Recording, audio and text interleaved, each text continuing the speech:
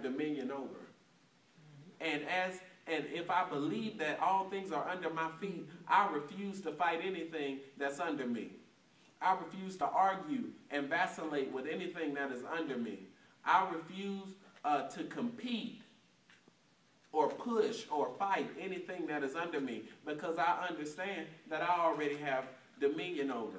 President Obama does not come to small claims court to state his voice.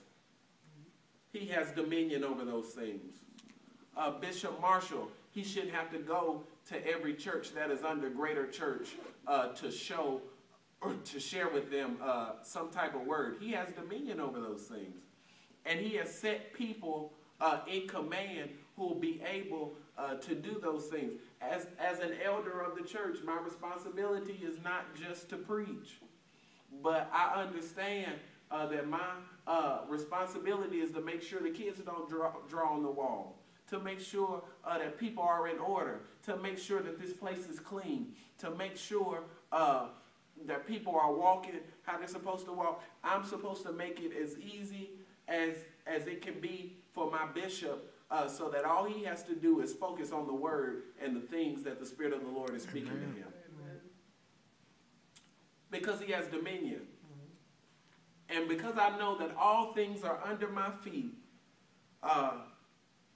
and he had gave him to be head over all things of the church, which is his body, the fullness of him that filleth all in all. When you understand that all things are under your feet, the things you've been praying about, the things you've been fasting about, the things you've been in worship about, you're about to get the fullness of those things. You're about to come into the fullness of where God is and what God does and how God operates and how God moves. Because even myself, God has been telling me who he really is and showing me who he really is. And we can never get so high in our titles or so high in where we think that we are that we don't ask God simple questions like, God, who are you? Who are you going to manifest yourself as today? And so I began to ask God, God, who are you to me today? Because yesterday you were deliverer. Today he's strong tower. Yesterday he may have been king in the form of Jesus Christ. And today he can be carpenter. He has to work on some things in me and hammer some things and set some things up and do what he's called me to do. And so God will manifest himself just in the form that you need him.